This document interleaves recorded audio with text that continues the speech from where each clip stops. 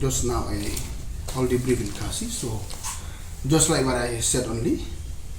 Point number one, so unfortunately I was not in station for the last few days. So today I want to clarify myself based on that allegation. So the allegation which you have seen in the news for the last few days, which has been stated by the HLSC, so which is very, very unfortunate to say, but which is false and baseless allegations.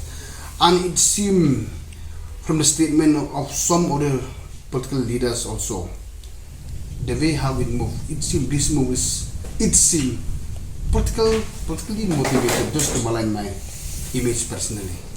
And please remember, I have seen so many friends who try to follow up me personally, but the more they want to spread negativity on me personally, God more will bless me and bless my party and the governments.